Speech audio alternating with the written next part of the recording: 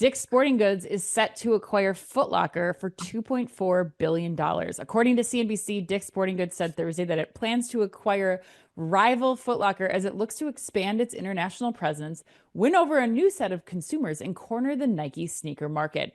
Under the terms of the agreement, Dick's will use a combination of cash on hand and new debt to acquire Foot Locker for $2.4 billion. Foot Locker shares soared more than 80% after the deal was announced Thursday. However, shares of Dick's fell slightly, or roughly 15% as investors worried about the impact the merger could have on financial results. One analyst from TD Cowen even said that the deal was a, quote, strategic mistake as it downgraded shares of Dick's to hold from buy. Michael, I'm going to go to you first. Are you pro or con on Dick's acquisition of Foot Locker? So funny. My thoughts on this evolve almost to the minute. When I first Sweet. read the headline, I was actually very surprised and I hated it. I really thought it was Why? bad. Why? I think Foot Locker has issues. I think they're Okay. very fragmented. They're very reliant on Nike. And you want to talk about a gorilla in the marketplace. I mean, Nike can seal your fate within minutes, either Hmm. positive or negative. And I also think that the sneaker game is a very fickle game in regards to the consumer interaction. And although there's a lot of spending power behind it, you have to be right with the style, SKUs, direction that you've chosen. And I think Foot Locker, based on the number of stores, based on the country saturation, I think it's a very, very difficult business to monitor and to manage and to run effectively. Now, they've done a decent job. They've had Hmm. good times, they've had bad times, but it is a very, very specific type of business to run, which you have these third parties that it's basically out of your control.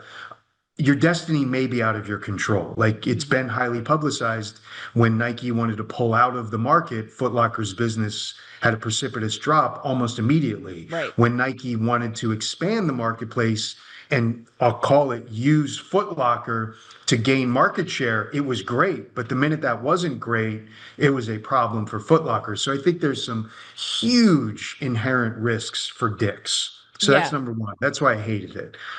Then I Then started you doing a little bit flipped. more, and I flipped.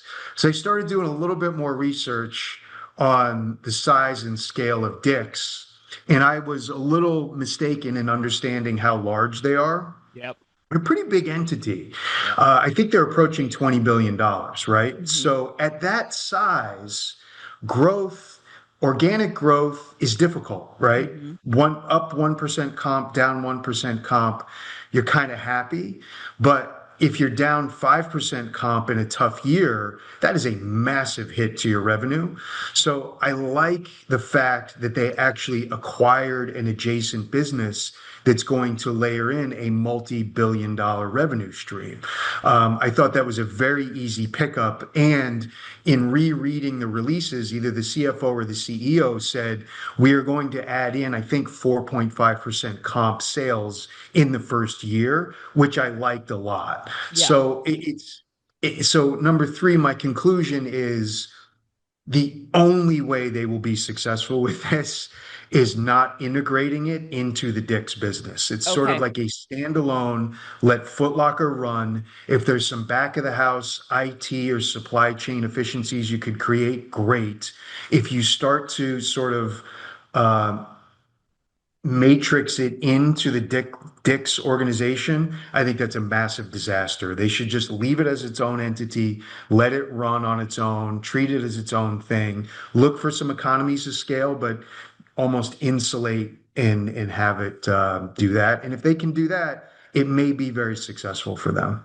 Yeah, that I think what you're saying makes a lot of sense, Michael. And Chris Walton, I would go to you too and ask, like, do you think that this also is helping Dick's kind of eliminate some competition in the field? And then maybe even if they're a separate entity or they're, Dick's is just able to kind of keep the business separate, but maybe take some of that Nike relationship into Dick's stores. Like, will that help this position for Dick's Sporting Goods?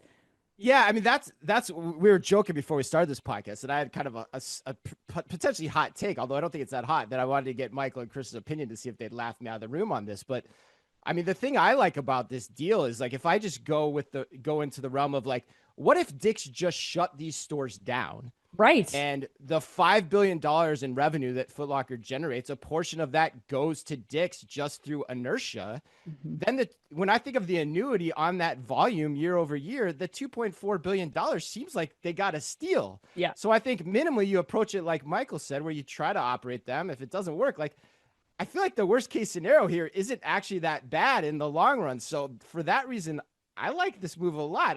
But I don't know. I might be crazy in my math on that. But I'm curious what the A&M guys think.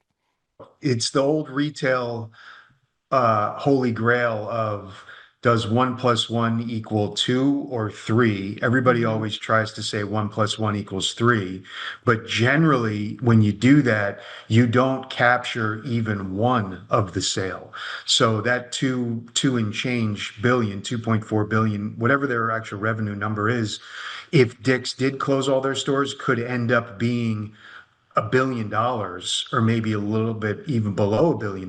Now, if it's profitable and the margin advantages you get work, then sure, it's awesome.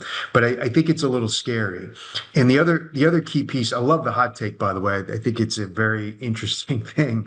But you made Great. me think too, you know, Dick's now is wildly important to Nike, but now Dick's is now wildly important. It's like this symbiotic They relationship. flipped a little Mhm. bit. And Yeah. it's sort of like whoever is the strongest at the time is going to win. And if you read the tea leaves, Nike seems like they're going through one of their sort of macro, not as strong as they normally are. So Dick's could be sort of pounding their chest saying, we won here. Now we're going to turn the screws on Nike. But if history proves anything, nobody's turning any screws on Nike over the long term. So I'd be a little bit afraid that all of my fortunes as Dick's and Foot Locker now are heavily saturated in Nike. And oh, by the way, all of the other big sneaker makers have all taken a page out of Nike's book, like Mhm. Adidas, Puma. All of these people are doing the same thing that Nike used to do, and it's going to be very interesting. So, I mean, yeah, I think that's like looking at the edge of the cliff, saying, "Okay, let's shut Foot Locker down and let's jump." Love that. It'll be interesting to see if that would work. Well, you also have JD Sports knocking down the door too. And we just They're loving interviewed, this. yeah, the CEO, Regis Schultz, last week at World Retail Congress. And they're taking a totally different approach with Nike. Like they're going the storytelling route, they're bringing brands in. Dick's is just going for like how much Nike can we pound in and out of this store right now, and how do we get that to expand shoppers into other categories of our store? And I think JD Sports on the other side here, they're coming in. They have huge US expansion plans. Like I think this hopefully will help solidify Dick's and Nike together in this option of we're ready to compete with you, JD Sports. But Chris, Walton, jump in here quick, and then we'll go Well, to Chris Disa for the wrap.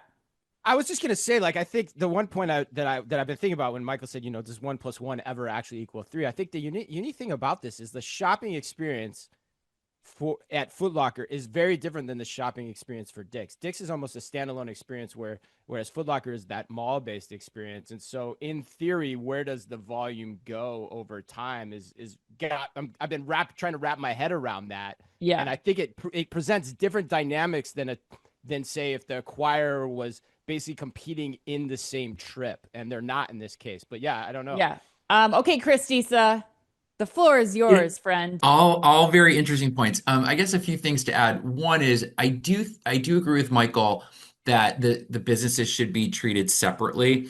But I think, what is interesting is that while there are some kind of back of the house synergies, I also think because Dick's and Foot Locker have two very different customers, there's opportunity to learn from each other and leverage your customer data and customer insights. Also, what's really interesting is Foot Locker has an international presence, which Dick's does not. So that could be an opportunity for growth.